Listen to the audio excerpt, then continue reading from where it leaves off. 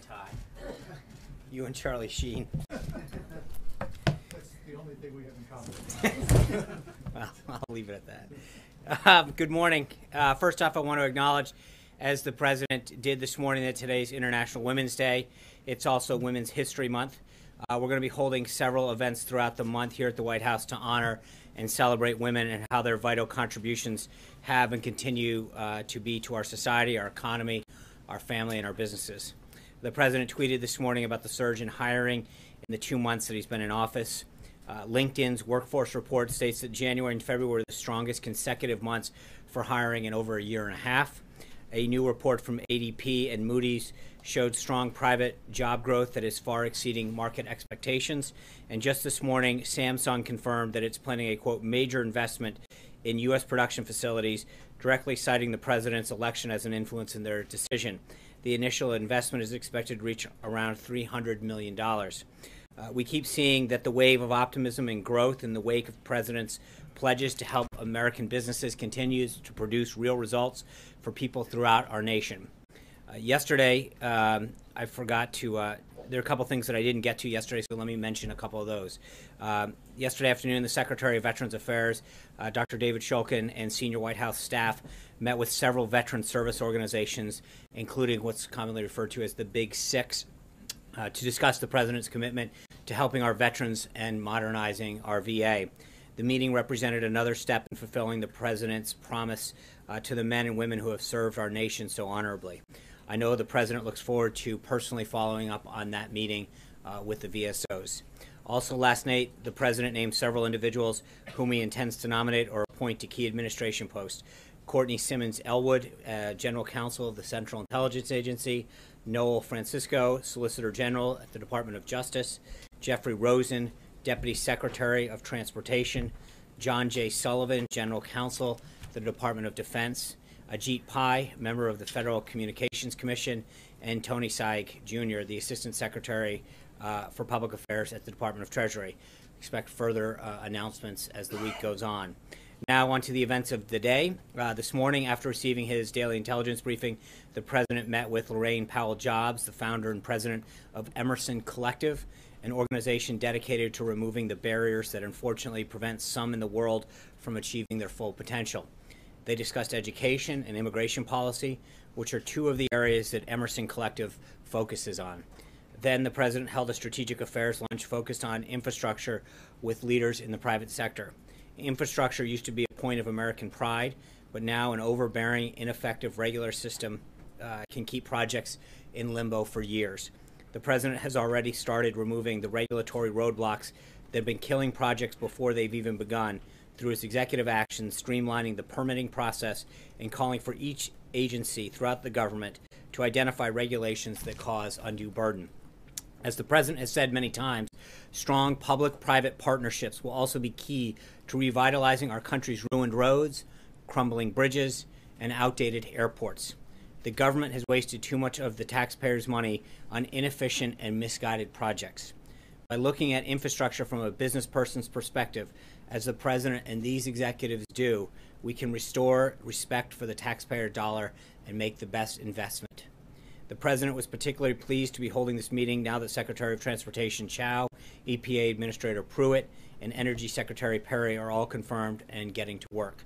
In attendance at the lunch, as I mentioned, were Secretary Chao, Secretary Perry, Administrator Pruitt, and then Richard Lefrock, the CEO of Lefrock, Steve Roth, the CEO of Vornado Realty Trust, Josh Harris, co-founder of Apollo Global Management, Bill Ford, the CEO of General Atlantic, Lynn Scarlett, the Managing Director of the Nature Conservancy, Tyler Duvall, the partner at McKinsey, and Elon Musk of SpaceX.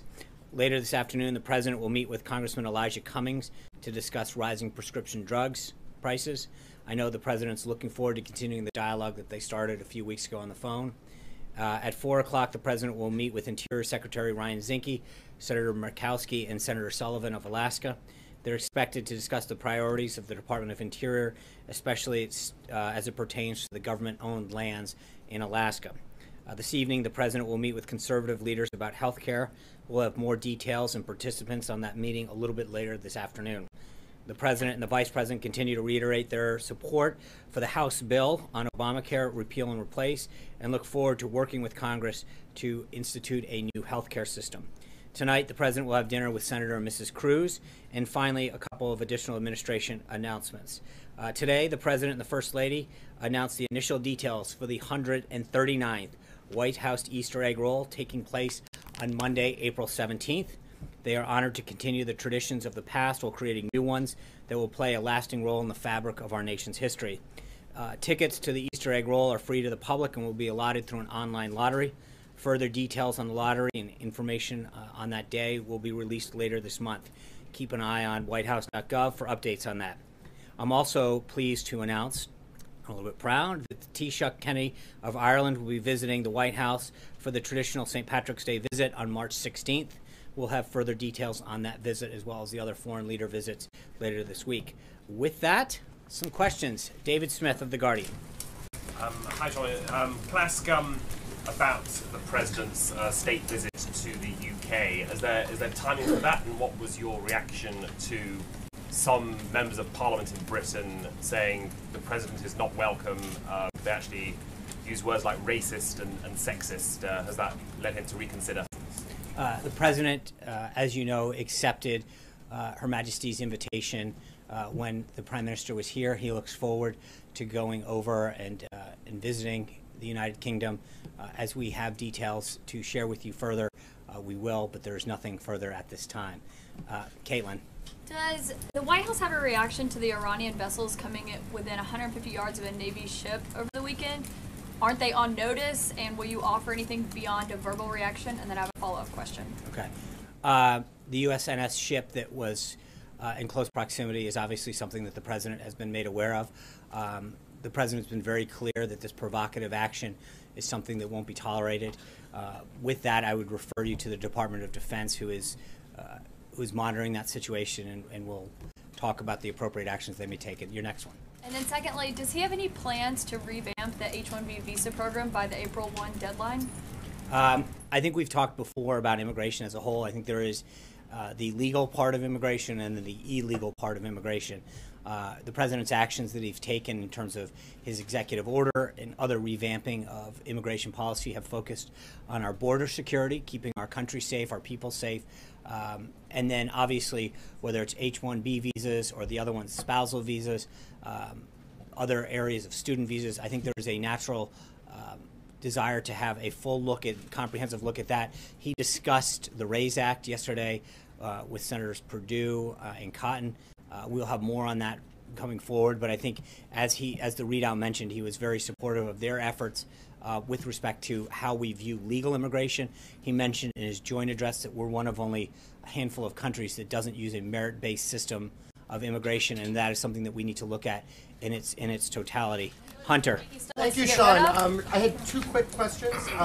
Are you aware of any women who work at the White House who are participating in the strikes today? And also more generally, what is the administration's reaction to this protest? And do you think it's an effective way, skipping work is an effective way for women to demonstrate their power and significance? On the first part, I am not aware of any that are not here. I think everyone that I'm aware of has shown up and is working really hard to advance the President's agenda. They're committed to moving this country forward. For those of us who have joined the President throughout government, I think, but obviously, as the President stated today, we want to recognize the contributions that women make to our businesses, to our families, to our economy, to our society. And, you know, it's a free country. People have the right to express themselves. But I think that we should, on a daily basis, not just one day a year, but 365 days a year, appreciate the contributions that women make in all of those categories. So it shouldn't be a daily thing, and it's hopefully we can help fix that a little bit more. John. Thanks a lot, Sean. There seems to be this groundswell of conservative opposition to the health care bill that was offered up by leadership in the House of Representatives. You mentioned the President's going to be meeting this evening with conservatives. What is his message to those individuals? Are they members of the Freedom Caucus? Will Senator Rand Paul be there? And can you give a sense about what the President intends to do to turn around that opposition that was quite apparent yesterday? So a few things on that. One, as I mentioned, we'll have a list of participants later. Two, I think that there has been a lot of, from business and conservative groups have been very supportive of this, whether it's Americans for Tax Reform, Americans Taxpayers Union, the Medical Device Manufacturing Association, the U.S. Chamber of Commerce, AvaMed, One Nation Health, Consumer Health Products Association, the Association of AMAC, the National Association of Wholesale Distributors, the American Legislative Exchange Council, and others. There's been tremendous support for this. We've had people throughout Washington, D.C. going to different associations and groups throughout the days, last couple of days, talking about the benefits of this. And we're going to continue to do outreach. He met, as you know, yesterday with the House Whip team, expressing his unwavering support for the bill and the process that's about to encounter. He'll work with these individuals today. And we're going to have a full court press. Our team is throughout the administration on local radio and local television to get that message right to the American people. To talk about both of the things that we talked about yesterday, why we have a crisis right now in healthcare and why Obamacare is failing. But then secondly, why the solution that the president's worked on with the House is the right one to bring down costs and to reinstitute choice. So that message is going to continue to get delivered both today and for the next several weeks until it passes the House and the Senate and comes back to his desk. But again, one of the important messages that I think those on the conservative side need to understand is right now there is an uneven playing field. If you get your insurance through Medicaid, Medicare, through the government, or an employer-based health care, you are untaxed, your employer's untaxed. It is those self-employed individuals, those small businesses that are paying the penalty for this. And that's what I think we have to remember is that we talk so often on the conservative side and on the Republican side about the importance of entrepreneurship, the importance of small businesses to our economy. And yet they're the ones who suffer right now with an inequity in the tax system. And I think that by leveling that playing field and by giving them more options and driving down cost, we're actually doing a very conservative thing here.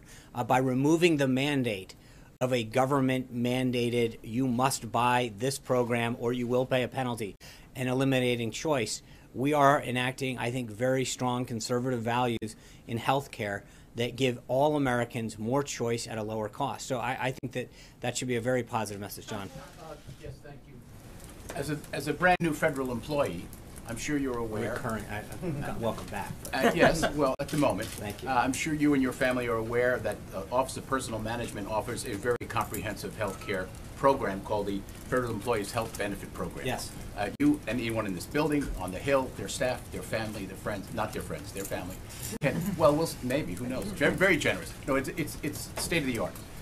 The individuals involved in the health care situation right now, the debate, no matter how it plays out, can they really have the kind of sympathy and empathy for individuals who may not benefit nearly as much when they're negotiating all these plans, Sean?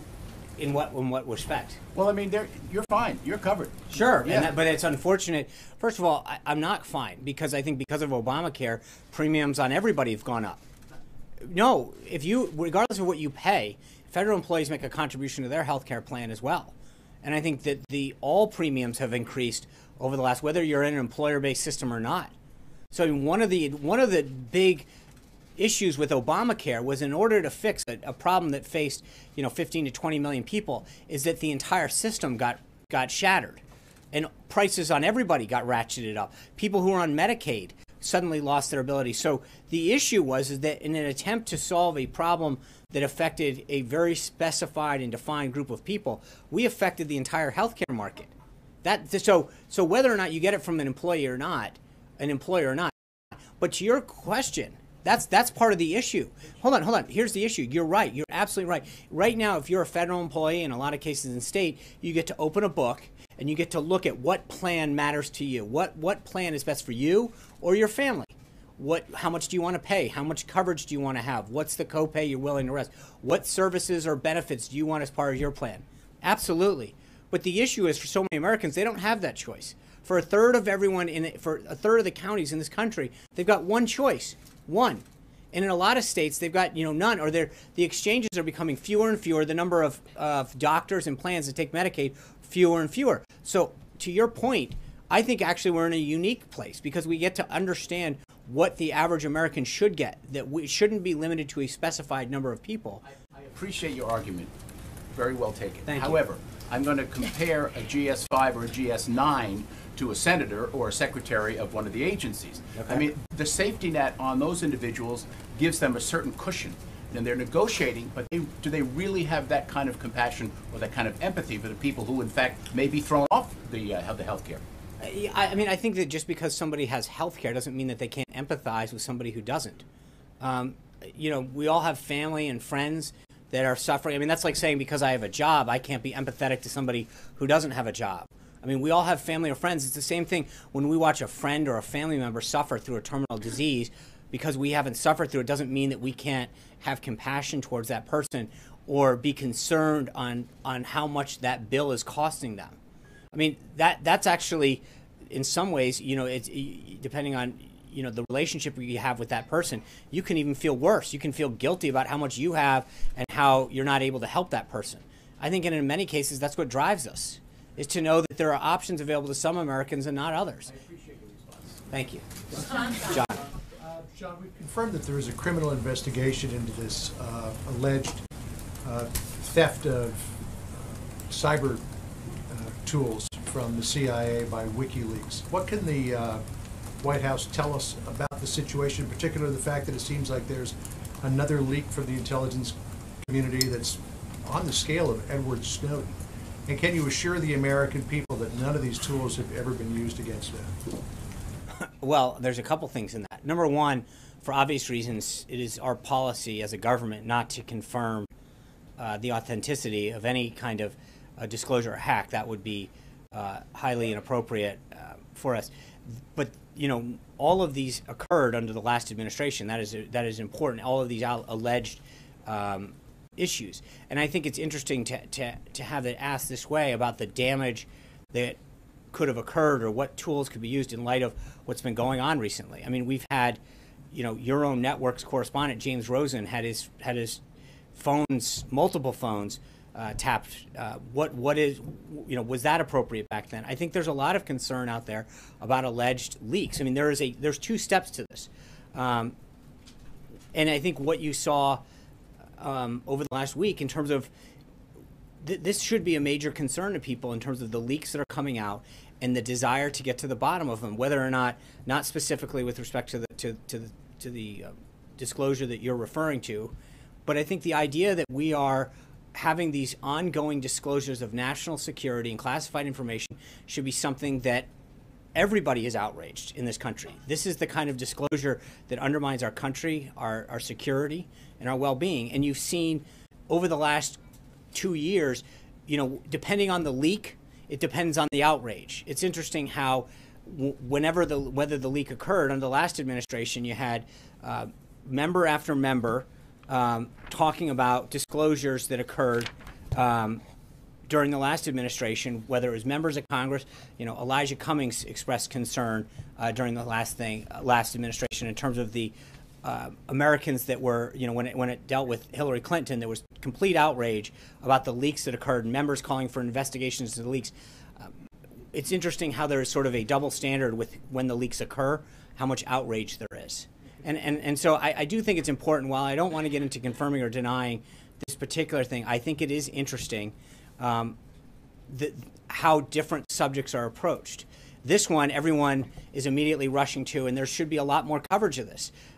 This alleged leak should concern every single American in terms of the impact it has on our national security. And can I ask something unrelated? Of course you can.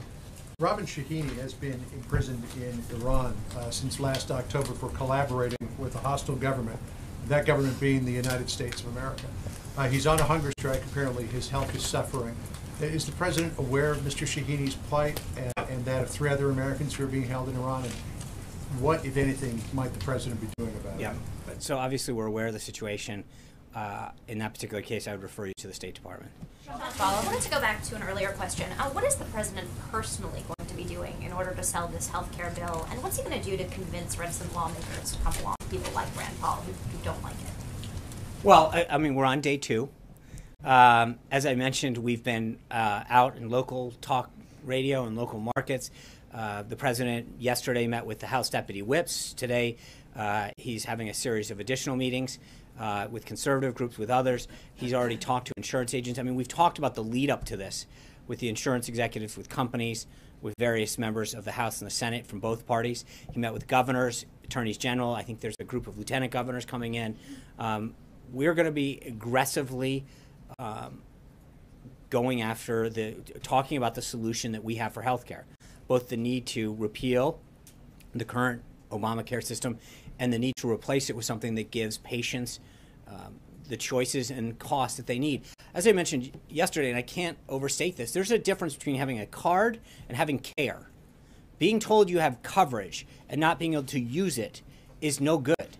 And that's the thing that I think is really important. When we get asked the question so often, how many people are going to be covered? That's not the question that should be asked. How many people are going to get the care they need? Having coverage with a high deductible, and in some cases, or not having a plan that allows you to get the coverage you need or afford it, isn't real coverage. It's a card. And I think that's the big difference in the approach that we're taking here. It's how do we get people the affordable care they need, that there's more choice, that more doctors are coming into the system instead of leaving. And that is a big, big difference in the approach that's happening now. Cecilia? On the road to try to sell it? I think you will see a lot of travel and a lot of activity by the president and all of the administration. And it's not just going to be the president. It's going to be, the secretary, the directors, key administration staff. The vice president's been actively engaged in meeting on the Hill, on talk radio, on local television. You've seen a flurry of meetings with outside interests, with op-eds explaining the problem and engaging groups and associations and that have an interest in this, and industry leaders. But this is going to be a very, very aggressive, comprehensive approach to making sure that every American understands that there is a major problem and that we are here to fix it. Cecilia. On WikiLeaks, I'm going to go back to that. Two parts. Is the president outraged by this? Well, I mean, again, I don't want to. The allegations. He has been very clear about the concern that he has for leaks. This is, well, again, Cecilia, if I think he is very concerned about the allegations that are out there in terms of what may or may not happen. It is an allegation. It is something that we are not going to confirm at this time. But as you can imagine from the president's previous comments, he is extremely concerned about this, about these allegations, about this, about the potential that something, if this were true, would have on our national security. And make no mistake about it, I think the president has talked before that anybody who leaks classified information will be held to the highest degree of law. We will go after people who leak classified information. We will prosecute them to the full extent of the law. This is playing with our nation's national security is not something that should be taken lightly under this administration. Sean, this one. When it came to the campaign and Hillary Clinton, the president said, quote, "I love WikiLeaks." Does he still feel that way today? There is a big difference between disclosing John Podesta's Gmail accounts about a back and forth and his undermining of Hillary Clinton and his thoughts on her on a personal nature, and the leaking of classified information. There is a massive, massive difference between those two things. And I think it is, again, the interest and the outrage that occurred last year by a lot of Democrats when it came to leaks is interesting that we're hearing not as much outrage now when it comes to some of our issues of national security. April. Sean, a couple questions. One, you said Congressman Cummings, you affirmed Congressman Cummings is meeting with President Trump today. Yes. In the last press conference, solo press conference the president had, he talked about Senator Schumer telling Elijah Cummings not to come. What happened to smooth this over, and what is the conversation going to be about? Is it just going to solely be on the high cost of prescription drugs? Well, I think that the nature of the meeting stems from the conversation they had on the phone, which was on prescription drugs, and then I'm sure that if Congressman Cummings or the president brings up another subject, it'll go there. We'll try to have some sort of readout afterwards, depending on how that goes. But it's the nature of it is an area where they agree. And if you remember, one of the things that they talked about on the phone was that there were probably several more areas that they would agree on and find that they would agree on throughout a conversation. And I hope that conversation, does exactly what they said that it would in terms of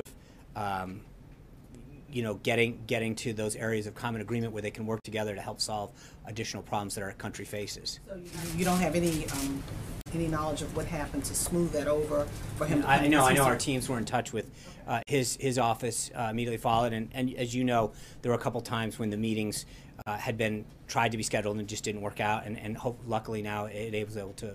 He's one member of the 49 of the CBC. Right after that press conference, the White House reached out to the Congressional Black Caucus, to Cedric Richmond, the head of the caucus.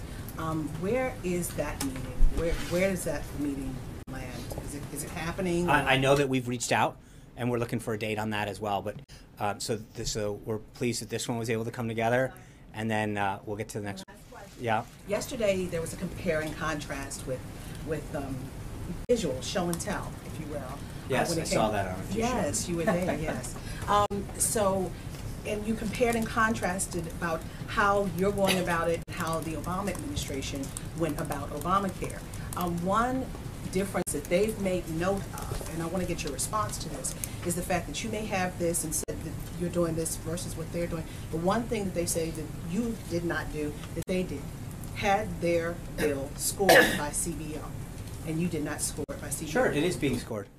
Look, with all due respect to them, this is the same group that said, who passed it and then told us we could read it. This bill is online for every American to go to readthebill.gop. It's on the Speaker's website. We link to it on several accounts that we've tweeted. I understand that. And again, if that's the complaint, this is the same group that didn't let anybody read it, that did it, that jammed it through with no bipartisan support. But this president's reached out to both sides of the aisle, had governors here, has senators here to get their input. There is no contrast between what we did and what they did. This was a full effort to reach out to the members in the House and the Senate. It's going through regular order in the House. Every member of the House and the Senate will be able to have their opportunity to have amendments offered through the committee process and on the floor.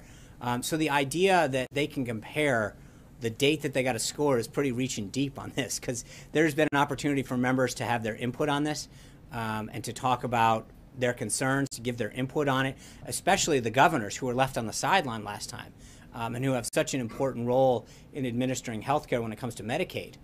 The idea that anyone talks about when the score was issued, there'll be a score in all good time. But the other thing is, let's be honest, the irony of the score is that the CBO was way off the last time. I don't think that that we're waiting to, that's a big issue to us right now. Of course cost matters, but look at how off they were last time. If you're looking at the CBO for accuracy, you're looking in the wrong place. They were way, way off last time in every aspect of how they scored and projected Obamacare. In terms of, but neither did they. Last time, if you look at the number of people that they projected would be on Obamacare, they are off by millions. So the idea that we're waiting for a score, it will be scored. But the idea that that's any kind of authority based on the track record that occurred last time is a little far-fetched. Jessica. Two questions on the wall, Sean. As you know, the bids for prototypes went out today, and I just was curious about the timing of that, how much pressure there was to get that going quickly. And then secondly, is there guidance from the White House about what kinds of vendors can build the wall, especially can international vendors build the wall? I think that process is working through, as the president has talked about before. We're trying to move ahead with existing funds that DHS has, and then we will continue to create a timeline to ask Congress for that funding. We're working with Congress on that. And then, I don't think it'll be any surprise to know that the president is going to favor American workers and American companies when it comes to an American project. That should be any kind of surprise, Blake. It's looking increasingly likely that the Federal Reserve next week will hike interest rates. Two brief questions. One, how does the president feel about that? And secondly, does he have the full confidence in Janet Yellen, who he described during the campaign as too political to lead the Federal Reserve to set monetary policy? Let me get back to you on that one. I don't have any comment on the Federal Reserve. I'll look at the team. What I will say is that, as I mentioned at the outset, when you look at the hiring and the jobs and the manufacturing and the pace, the consumer confidence and the CEO indexes that have already come out in the first 2 months, we see a resurgence in optimism in the economy by job creators to want to hire here, who want to manufacture here, who want to grow here. And I think that our economy is clearly on the upswing. And I think you see statement after statement, company after company, coming out and sharing in the president's vision for moving the country forward and for renewing the optimism in building and being part of an American resurgence in terms of our economy. To be clear, the no comment was on Mrs. Yellen or on his thoughts of a rate hike? I'll get back to you on both. How's that? Yeah, go ahead. April's last question about the difference between this administration and the previous one and how to approach this issue. One thing that the Obama administration did do was get key stakeholders to the table. The AARP, the American Medical Association. Both of those organizations have come out today strongly opposed to this proposal. What's your message, particularly with respect to the AARP? And I think the AARP got a really good deal last time when it came to prescription drugs in particular. I think this is a patient-centric bill. It's about patients, it's about people, it's about the Americans who left behind. Look at what those deals got people last time. I mean, for all those people that are on Medicaid in particular, they don't have choices anymore. So I would argue that the president has put the American people first and has put patients first. So you can talk about, we're glad to have support. Make no mistake about it.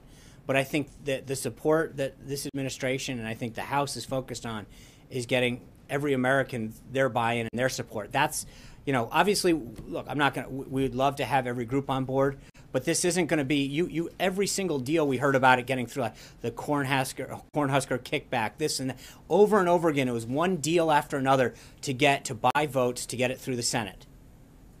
So if you want to line up how many special interests got paid off last time versus now, they'll probably win hands down. This isn't, hold on, but this isn't about trying to figure out how many special interests in Washington we can get paid off. It's about making sure that patients get the best deal that lowers prices and brings back costs. But again, I think what I'm trying to figure out is at some point you're defending the indefensible. Nancy Pelosi put out 3 criteria for how they judge Obamacare, and by their own standards, they fail on all 3. Costs are up, choices are down. There's no other way to judge that. By every account, every single premium, by every standard, is up. Choices are down across the country. So there is a horrible deal that the American people got sold. And what we're trying to do is put patients back first in line. So the AARP is specifically talking about patients in their 50s and 60s. The AARP describes this as an age tax that will disproportionately affect people who right now are low income, benefiting from subsidies under Obamacare, and could stand, according to the AARP's estimate, to take a hit of thousands of dollars in their premium payments each year when the subsidies go away and the tax credits go in. What's your message to those people who voted for the president? Right, and the message for the president is that we want you to get more choice and a lower cost. And I think that as we work this bill through daylight, not jam it through in the middle of the night, that they're going to see, as more and more people will, that this is a deal for the American people that's going to put patients first, lower their costs, and give them more choices. But again, there is probably not a person out there, either through themselves or a loved one or a friend or a colleague, that has seen choices go down and premiums go up. So what people are dealing with now is not acceptable. And I think that the idea that anyone is defending the current status quo, and even in some of the statements of some of the groups, they admit that there's a problem right now. And so my advice to those people is join the process. Share your ideas, share your thought, let the process work its will so that it is a bill that has input. But the bill, the way it was done last time, is not something that's acceptable. Shannon.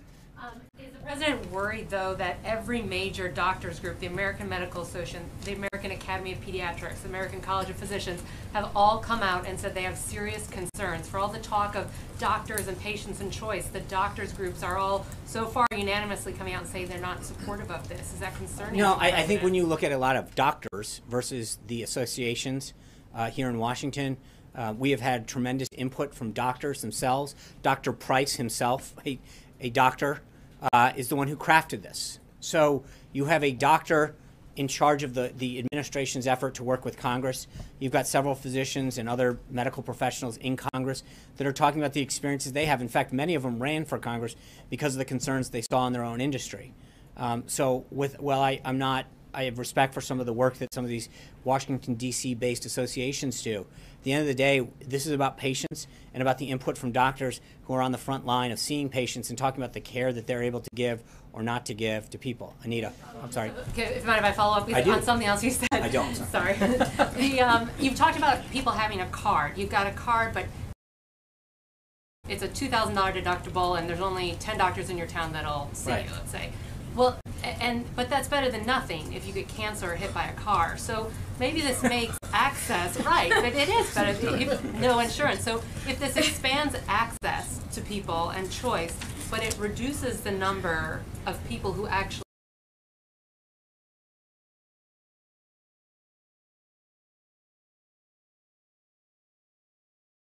have But I don't think health insurance. So can it do both? Yeah, of course it can, and it will do both by ensuring that more people. Right now, you've got more people not, paying the penalty and saying, "I don't want health care.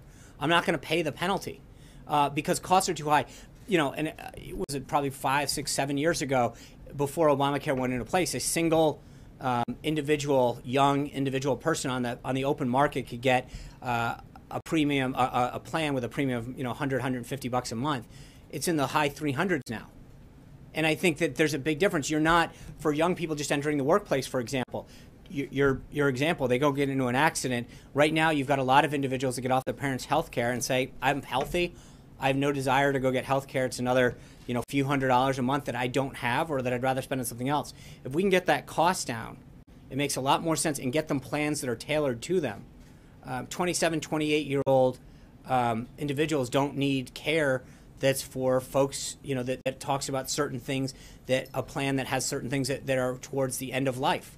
But right now you've got one-size-fits-all government-run, government-mandated plans that offer people a suite of medical services that they do not need because there's no choice. And it's a government-mandated system. I think offering more choice and more competition allows people to pick a plan that is more tailored to your needs. And this goes back a second to what John was asking, that if you can actually pick a plan and across state lines find one that suits you as an individual, as opposed to, maybe there's a family plan that's more comprehensive. It has dental and vision and all the things that your kids are going to need because, of all the things that you anticipate, then that's a plan that, a young family might need versus an older person that's single or a younger person that's just entering the workforce. But right now there's no competition, there's no choice. So it's not an either-or situation. We're facing a situation where more and more people are getting less and less and paying more and more for it, and that's the wrong way to go. Mara. Oh, sorry, My apologies. Anita, then Mara. Switching gears completely, the military have recently conducted some kind of exercise at the naval base at Guantanamo Bay, and it was preparing for a migrant crisis. And there is a DHS migrant center there. And I wondered if the administration has considered and what you all think about using that facility for immigrants. Has that come up? That particular exercise, to the best of my knowledge, is a rather regular exercise that occurs, as do many of the exercises that the military prepares for in a whole host of contingency operations. So that is a routine military operation. Consideration though? No, I'm not going to. It is a routine military operation, as several of them do with our partners throughout the world, where we plan for random, contingencies that may or may not happen. That's the job of the military, to practice for contingencies that may or may not happen on a whole host of issues. But to try to ascertain, Are you all considering using the facility for immigrants? There is nothing to consider it for. I think we're fine right now. There's nothing that we would need to use it for. But again, I think part of the goal of preparing the military going through various exercises is on a whole host of issues. On refugees, they prepare for natural disasters. We're not anticipating a natural disaster, but we prepare for them. We at the White House, when we were coming in as an administration, we did, I think we briefed during the transition period, we did what we call a right seat, left seat operation with the outgoing administration. So we sat down and talked about cyber attacks and natural disasters and the whole of government response in some of these things. It doesn't mean that we anticipate them. It doesn't mean that we want them. It means that we're going to prepare for them. In the same way that many organizations do fire drills. It's not that you anticipate or expect a fire, but you prepare for them, as many families do. Preparedness is the key to executing well, and I think that's all we're doing. And secondarily, the Louisville media is reporting that President Trump will be there on Saturday. Can you confirm that? And is this about health care, as you just said he was going to make the rounds? Yeah, I've seen that report. We have nothing to announce with respect to the president's schedule at this time. But as I mentioned earlier to, I think it was Shannon, that we will have, or is it Jill? I can't. One of somewhere in this area. We will have an update on the president's schedule, but later this week. But I do anticipate the president to be very active in his support for the repeal and replace effort, and so this is what you should expect now, Mara. The CBO score is supposed to come out next week, and you just called into question their credibility. I didn't call into question. Just so we're clear, I'm just. Thanks, Matt. I appreciate it. I can answer. Their record is what I'm calling into question to. When you look at the number of people and the cost on what they scored the last Obamacare bill on, it's way off. That's a fact. That's not anything more than that. Well, people base their votes on what they think is going to happen to the cost and the coverage. That's right. Lose coverage. Is there any analytic organization that you would accept a score from? Well, I think that there's, I mean OMB will probably put out a score on that. No, I'm not saying, but Mark, hold on. All I'm saying is look at what the CBO's record is on Obamacare. It's vastly off. I think they projected 20 million people to be on Obamacare this year. I believe the number's 12. They're way off in terms of the millions. So it's not a question of whether I'm questioning anything. Anyone that can actually do basic math can understand that their projections for Obamacare the last time were way off the mark. And so my only point is that I think when they come out with this score, we need to understand the track record when it comes to health care. John, do you think it has a good track record? Is there any scoring organization that you think has a good track record? There's probably a lot, and I think members have to look at a lot of things to cast their vote on. They're going to have to look at the totality of the bill, the support of their constituents, the current state of things. I think that there is no question. Look, when you look at the trajectory of the cost right now in terms of premiums, you can either say, and not just the premiums, but Obamacare is going to collapse on its own weight very soon. And the president made it very clear in his press conference and a lot of previous statements. The politically easy thing to do is just let it collapse and let Democrats come back to the table. I don't think that's the right thing, and the president's made it clear he doesn't think that's the right thing. This is an opportunity for him to show the American people that the right thing to do is to care about their health care options and the costs that they're paying. And one last thing, you mentioned deductibles before and how they're going up under Obamacare. Are you promising people that their deductibles will come down under this plan? Everything that we have been led to believe about how this is yes, this will drive costs down. When you talk about opening up pooling, when you talk about driving costs down because you can buy it over state lines, everything that has driven up costs, all of those market forces that will come in, and I think every leading economist that has looked at this says it will drive costs down. John Gizzi. Thank you, Sean. The premier argument by Democrats, notably former President Obama today, is that enactment of the act that was illustrated yesterday would lead to many people losing their health care. You've certainly heard that from Democrats, but also several of the Republican governors who were here for the National Governors Association, including strong allies of the president. Governor Bentley of Alabama, Governor Hutchinson of Arkansas voiced the same concern. They did not want any plan that would lead to anyone losing their present health care. What does the administration say to what is the leading argument against a new plan? And then I have a follow-up question. Of course, I would say that any governor that's concerned about people losing care right now should join us. They're losing their care right now. They're losing their options, and they're paying too much. So the answer is that if you're concerned about those principles, then you should be concerned with what's happening right now. And you should be concerned and want to join in this administration and work with this Congress. And again, the big difference that's here is instead of us jamming a bill down Congress and not allowing the American people to read it until it's passed, as was done with Obamacare with then Speaker Pelosi, is that this bill is out in the open for every single person in the world to read. It is open for people to let their member of Congress share their thoughts, share their ideas, and it's done out in the open. I think that is a vastly different approach with how this is going about than the last time, and that makes a big difference with the approach. And it gives people an opportunity through the process, what they call regular order, to have input on this. And if it can be made better, then great.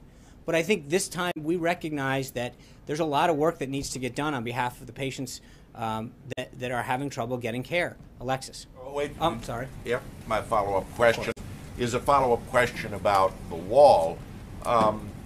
During the recent Governors Association meeting, Governor Gracchus Ramirez, who is the chairman of Mexico's Association of Federated Governors, warned that continued discussion about the wall and the president's talk of building it might very well lead to the election of Mr. Lopez Obrador as president of Mexico, and he is considered the most anti-American, most hostile to America of any of the candidates.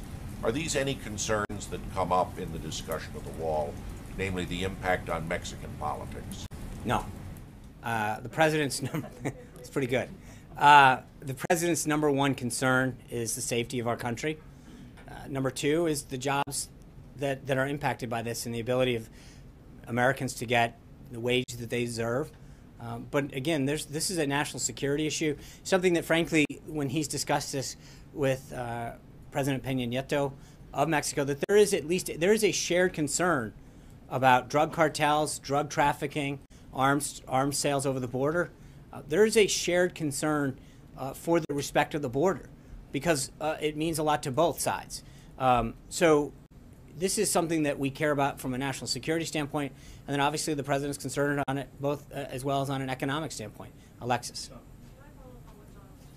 Your answer was that if the health care bill could be made better, the president is interested in that. So can I just clarify, when he meets with the congressional conservatives this evening who have misgivings about the legislation, is he intending to talk to them about what they would like to change, and is he open to making those changes? Is that what he is? Is that the mode he's in rather than a sell mode? He's No. in a listening mode? Right. Well, I think he's in a very much of a sell mode. The president and his team have worked very hard on this. They're very proud of the effort and the product that they have produced in consultation with the House and the Senate. But obviously, it's going through the process. And so if somebody has an idea, and that could be on the administration side, that we believe that after a consultation with individuals or groups, that there's a way to improve upon this. But that's the beauty of going through the process that we are. But make no mistake, the president is very proud of the product that we have produced. We are out in full sell mode all around the country talking about how we think this is the best way to solve the problem that the American people face, and that why we believe that the solutions that we put forward in this bill are the right ones and that will benefit them. Go ahead. And can I follow up and say, before the president meets with Chancellor Merkel next week, is it possible that we could see the president for a more general multi-question news conference? He's been a little press shy this week, and from North Korea to healthcare selling to CIA leaks, we'd love to talk to him. Could we see him for a news conference? I will ask, Alexis. Would you ask him? If you're not the only, I'm sure, I'm not, is there anyone else? I would be glad to ask. Show of hand. Okay, thank you. I appreciate it. I'd be glad to ask the president, share your request with him, and I'll see what we can do on a schedule. But as you know that he is very busy these days. He has done a lot of sprays. He will continue to interact with you guys. But I would be glad to make your requests known. Katie. Katie. Sean, yesterday Secretary Price said that the bill that you guys have introduced, both the repeal and the replace, are starting points. And Yeah. on Capitol Hill, there was a lot of talk of the starting point being a non-starter. So it seems like there's negotiations that need to be made. Does the president have any non-negotiables in his bill that he will not take out, even at the request of conservatives? Well, Katie, I mean, I think as I was just saying to Alexis, that it is a starting point. It's going through regular order in the House. And so part of that process is it goes through the committee markup hearing, both in Ways and Means and House Energy and Commerce Committee. That by its very nature allows for input on through both of those committees, and then ultimately on the floor before it moves over to the Senate, and the Senate goes through a similar process. So I think, frankly, we're just acknowledging the reality of where the process is. But you know, we're proud of the process. We're proud of the input that we've received from governors, from senators, from individuals, associations, companies, and we feel very proud of the work that is encapsulated in this bill and the results that it'll yield. And so that being said, I think the president understands as a businessman that if someone's got a really good idea that he's going to listen to it, and if he can be part of the process to help make something better, there's nothing that's going to preclude that. We have been very open to listening to people. We're very proud of it. We're going to go out, as I said, in full sell mode. But if there's an idea that comes across, we're going to entertain that to make it clear. Hallie. Two topics. Yeah. First one, healthcare. And then I'll have a follow-up on that. In the past, you and others have accused Democrats of rushing through the original healthcare law. Now, there are some Republicans, including today, who say this is simply moving too fast. Is the president willing to accept a delayed timeline if it pushes repeal and replace into later in the year? I don't. Going through the process can't be delayed. I mean, by its very nature, we're going through the committee process. There are two House committees. But so you said timeline being maybe Easter break. But again, that's subject. That. Right, but I would argue it's subject to how the House does its will, and then how the Senate does. I think obviously we would like this to move forward. There's a lot of stuff in the queue. We've talked about tax reform. This bill is attached to the FY17 budget reconciliation, and I know that for a lot of Americans that means nothing in terms of the phrase and the nomenclature that surrounds how Congress does it. But it's important to recognize that that vehicle allows Congress to do certain things and not others with a 50 vote, with a majority vote in the Senate. That's important. There are certain things that you can do through that you can't do through other vehicles, and that will take a 60 vote and that you can do administratively. So it's actually, if you heard Dr. Price talk yesterday about the 3 phases, it's actually multi-phased, it's going through regular order, but there is simply no contrast between how we are approaching this and how Democrats approached it last time. Number one, there's actually been input from across the aisle, both from the governors who are here, attorneys general, outside groups. House and Senate Democrats have been able to provide input to both staff, to the senior administration officials, and to the president. And then secondly, it's actually going through the process. So while we can predict a timeline, ultimately it's going to be up to the House and then the Senate to determine how fast it goes. But there are members on each of those committees, and then ultimately every member on the floor that has the ability to give input. Before my other question, I'm just curious about this meeting with Senator Cruz tonight. He has come out and expressed some skepticism on the bill as it stands now. Presumably that will be part of the topic of conversation, but as you mentioned, Heidi Cruz is coming too, and I'm wondering if the president has any plans to apologize to her for the insinuations he made on the campaign trail. I think they're looking forward to a great dinner. He had dinner with the Rubios a couple days ago, maybe a week ago. He had lunch yesterday with Senator Graham. This is, as I stated weeks ago, the president is going to continue to have outreach to members of Congress, both parties. He's meeting with Congressman Cummings today. This is a president who wants to engage with members of both sides of the aisle in both houses, but also groups, business leaders, union leaders. The AFL-CIO head, Richard Trumka, was here yesterday. This is a president that's going to engage with everybody that can help join in proposing ideas and thoughts and opinions on how to move the country forward. So he looks forward to dinner tonight with Senator and Mrs. Cruz, as he has with several others. And I think you're going to see more in a continuation of this kind of effort to reach out and get people's ideas. Margaret. And then on intelligence, I had that second topic. Yeah. Does the president believe the CIA has been compromised in any way? With respect to the disclosure, is that what you're... Again, I'm not going to... it's U.S. government policy not to confirm this. I think he has obviously been very concerned, as I've stated, about the disclosure of national security on any level. It undermines our country's national security.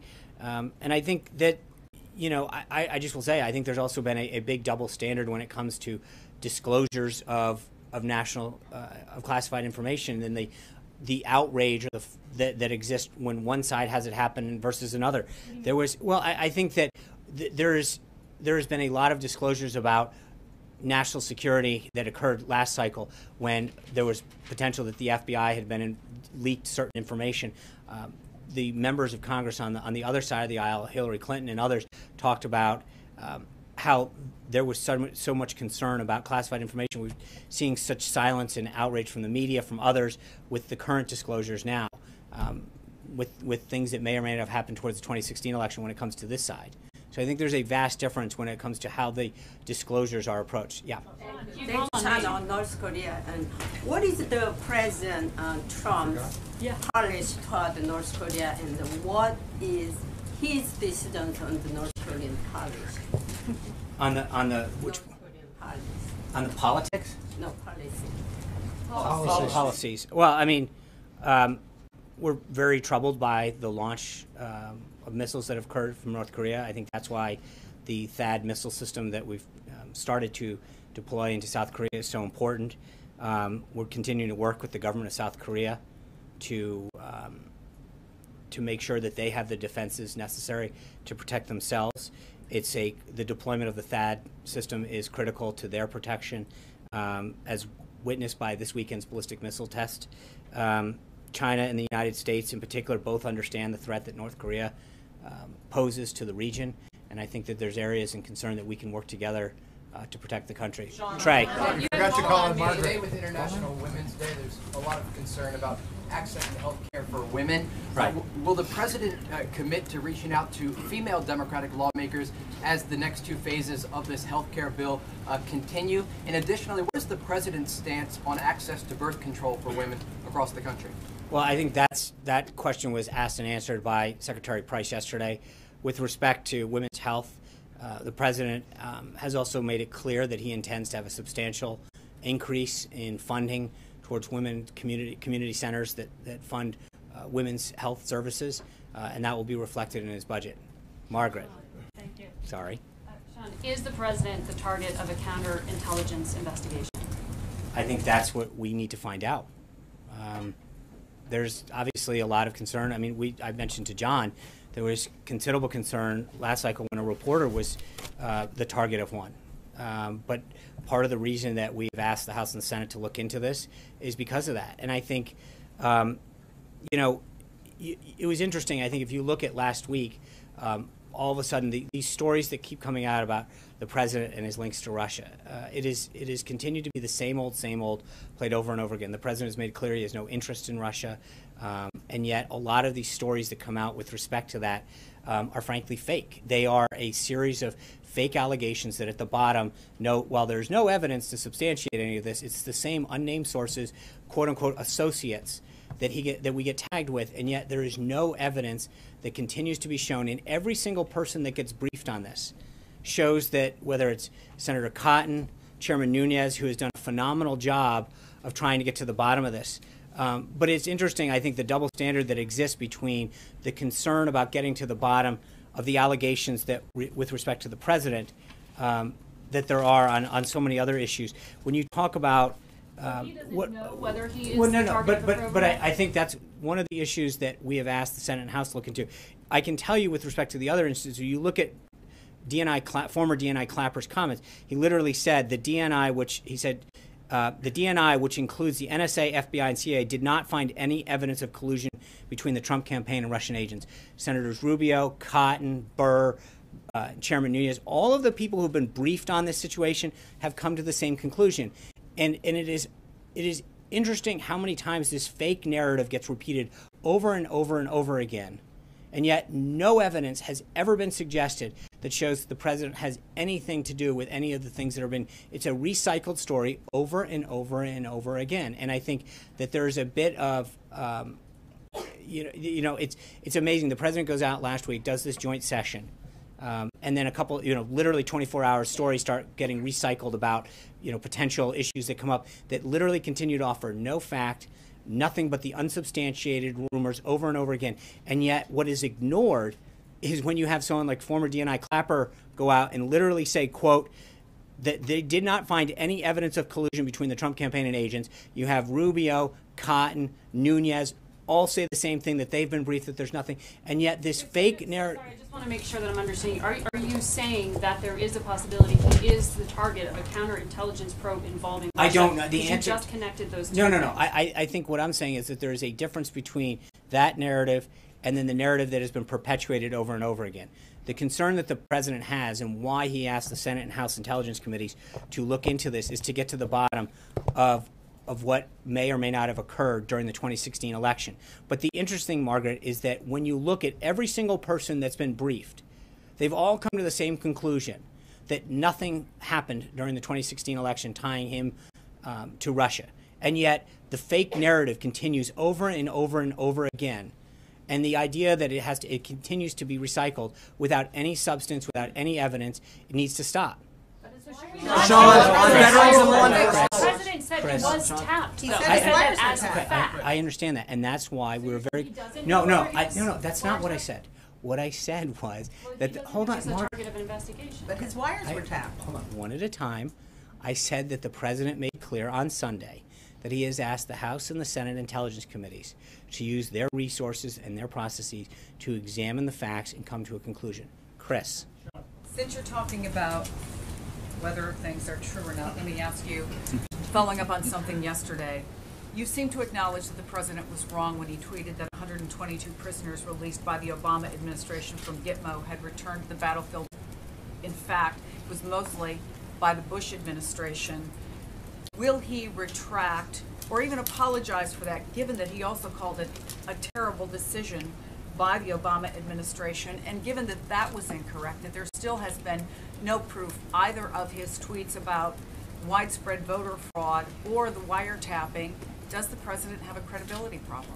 No, look, I said yesterday, I think Trey asked the question, that the president meant the total number of people. And that, hold on, I understand. Okay, I understand that. I'm actually explaining it. That's what you asked the question. He meant that the total number of people released from Gitmo was 122. What the president, but just to be clear, there's a big difference. Under the Bush administration, most of those were court ordered. The Obama administration took great steps. They talked about, it was a campaign promise, frankly, from day one, to close Gitmo. This president is very clear that he understands the nature of the threat that the people in Gitmo pose to our nation and the recidivism rate that there are among people that we have released. That is a concern that he shares. The reason the Bush administration did it was in many cases they were under court order. The Obama administration made it actually a priority to let people go and to actively desire to close that camp and to release more and more of those people, especially in the waning days. There's a huge contrast between the posture and the policy of the last two administrations on how they were dealing with Gitmo. This administration understands, and the president has been very clear, he understands that the people that are kept in Gitmo pose a danger to our country and to the rest of the world. There's a big, big difference between the posture of those two. The tweet was wrong. I just said it. I said that the tweet, he meant that it was the totality of the people. That's what I said to Trey yesterday. I'll say it again to you today. Dave Boyer. Just follow up on something else you said, Sean, I'm sorry. a totally different topic, because you said that you're in full, you're in cell mode, Yeah. completely in cell mode. And I wonder if the president sees this as a test of his ability to make a deal, something that he really talked about, something that voters responded to on the campaign trail. Is this essentially, does he feel on him that this is him going to show the American people that he can get this deal done? Well, he is a deal maker. He's a negotiator. He's a world-class business leader, and he's been highly successful at it. So if anybody can get a deal on something, it's going to be Donald Trump.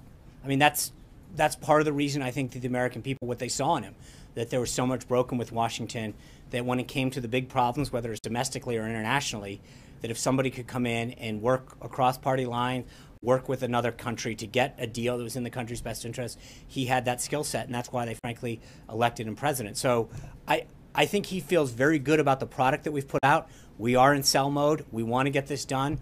But the president has an open mind. He enjoys meeting with people and hearing ideas about how to make this country better, how to create jobs, how to create a better healthcare system, how to create better schools. And if there's someone that comes up with a better idea that will help lower costs and increase access, he's certainly going to listen to it. Dave Boyer. Dave Boyer. Sean, yesterday in the president's meeting with the deputy whips, he was talking about his tax cut plan. He said it's going to be the biggest since Ronald Reagan, maybe even bigger. He said, I know exactly what we're looking at. Most of us know exactly the plan. So my first question is really easy. Tell us about the plan. What the plan is? The tax cut. Well, again, I'm going to wait till. Thank you. I appreciate the layup, Dave. But I'll leave it to him to work with Congress. When we're ready to roll it out, we will do just that. We're not there yet, so let's go on with the next. Hopefully. And secondly, building on these jobs numbers today that look very positive. Obviously, there's a lot of CEOs out there who are excited about the possibility of a tax cut plan. And yet, the president has also expressed a lot of concern about the national debt. If you're going to get a tax cut on the level of Ronald Reagan, a historic size tax cut, how are you going to do that, balance the needs for continued job growth with the concerns about the debt? Because I think that one of the best ways to get the national debt down is to grow the economy. The more the economy is growing, the more we can get it at 3, 4, 5%, the more the deficit goes down. That's just the best way to tackle the deficit, is to grow the economy, put people back to work, create a deeper manufacturing base. I mean, that is, between that and some of the efforts that the president has put in to make government more efficient and effective, and save money at that level, those are the two things that I think combine to get the deficit down. Jennifer?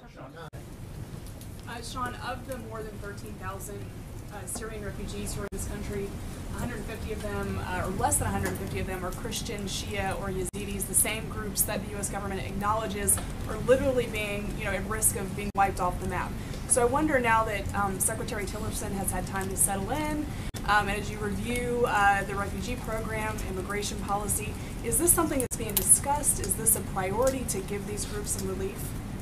Well, I think that you know that when we talked the first time about the executive order, it was something that we acknowledged. There is definitely an area where, in the executive order that we just passed, one of the areas that we talked about was, and I'd have to go back and look at the exact phraseology, but we recognize that certain groups, and they can be religious in nature, are being persecuted. And I think that that's going to be a factor how we look at that program. It's something that the president, as you mentioned, he's talked about in the past. It's something that Secretary Tillerson has acknowledged. And that's not just refugees coming into this country, but I think one of the reasons that we need safe havens in Syria is to make sure that groups and individuals, whether they be part of a group or religion who are being persecuted, have a degree of safety that they can count on. Yeah. Appreciate it. No. Hi, Maria. Yeah. Right here. Thank you. It's International Women's Day. Exactly. Thank you so much. So the president's on the record saying that he supports some sort of legalization for many of the undocumented people in the country. And, there's a dreamer that was caught in the raids in Seattle, Washington. We don't know if he's going to be released or not. Does the president want to or plan to meet with dreamers to talk about what's on his mind about, gathering ideas for some sort of legalization? And if so, when would that meeting occur? The president, I think, has talked about how he wants to tackle this holistically. And back to Chris's question a second ago, I think he's made clear that that if there's someone who has the ability to strike a deal, to get people in a room and acknowledge, we have to stay true to our principles, that we can get a deal on a way to fix our broken immigration problem, it's him. We are not at that phase yet. This is something that he's talked to senators about. And I think that as we continue to move forward, obviously the focus now is on Obamacare, repealing and replacing it with this program. But it is something that we're going to continue to move forward with, and as a comprehensive thing, not just the illegal issue, but the visa issue, how we deal with the other folks that are in this country. But stay tuned. We've got more to go on this. We'll go further. What's that? No meeting on the works with dreamers? No, there's nothing on the schedule at this point. Yes. One policy question. I'm sure you're aware of reports that the president has ordered the Pentagon to step up the attacks on Al-Qaeda in Yemen. Does this mark a new strategy, rather? And does the president delegate now to the Pentagon the attacks on either ISIS or Al-Qaeda? Well, I think the president talked about this a lot during the campaign, about giving the authority and trusting the generals and the decision makers of his national security team with executing what they need to prosecute the war on terror and the war against radical Islamic terrorism. So it's not a question of delegating authority. There are certain things, and we addressed this in the briefing in previous weeks, but there's a big difference. He's not delegating the authority, but making sure that they have the ability and the timeliness to act in an appropriate manner to prosecute the case and to go after terrorists in a way that they probably weren't last time. So, I mean, there's a big difference between the approach of this president and the last administration in terms of giving the generals and the leaders in the national security team and the Defense Department the tools and authority they need to prosecute the case against ISIS. Sarah. Sean? Gabby. Thanks, Sean. You'll get it someday. I know. Yes, switch. Israel's defense minister said yesterday that U.S. officials had sent a direct warning to Prime Minister Netanyahu against annexing parts of the West Bank.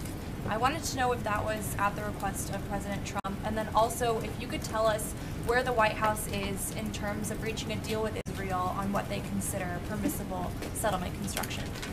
Well, as you know, yesterday the president spoke with Prime Minister Netanyahu. That conversation largely had to deal with areas of regional security.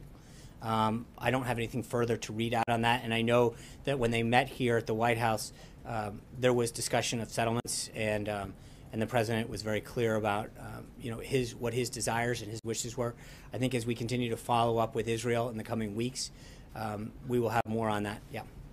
Yeah. Thank you. Veronica Cleary with Fox 5. I have a follow-up question, actually. He's asking about the thousands of women who have chosen to strike today, and you saying that it is a free country. But at Channel 5, we've reported quite a bit on the schools and the districts that are closing because so many women chose to strike today. So, it is a free country, but what would be the president's sort of reaction to, if you will, what is more important, the students being at school today, or that the woman's right to strike and kind of make a statement, if you will, on this day? Yeah, thanks, Veronica. I think it's an important question. I mean, I know locally this affects a lot of individuals throughout Northern Virginia and Maryland and in the district. So, I think I haven't talked to the president specifically about this. Obviously, as I mentioned, people have a right to express themselves under our First Amendment, as the president is doing today by making sure that we appropriately salute the contributions that women make to this country. But there's clearly an impact in the case of schools, localities throughout the country, here in the greater Washington, D.C. area. But I think that concern is best utilized by parents through their local school boards and through their city councils and mayors, whether or not they found it appropriate for that to occur. I have not spoken to the president about this, but I think there's a balance, and I think that I would hope that that we should use this opportunity to recognize the role of women in the workplace, in the family, and throughout society for the contributions that they continue to make and have made in the past, and making the country as great as it has. So with that, one last thing, just to clarify, I think Jill asked this, but I just want to be really clear on one point, which is there is no reason that we have to think that the president is the target of any investigation whatsoever. I'm sorry, that was Margaret. I apologize. Right, and there is no reason to believe that he's the target of any investigation. I think that's a very important point to make.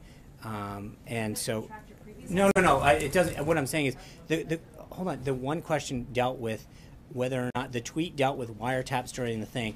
The other is an investigation. They are two separate issues. And there is no reason to believe that there is any type of investigation with respect to the Department of Justice. Thank you, guys. I'll see you tomorrow. Thank you. I'll see you guys tomorrow. Not that I can't comment. Thank you, guys. Are you aware of an investigation? Is Cummings coming to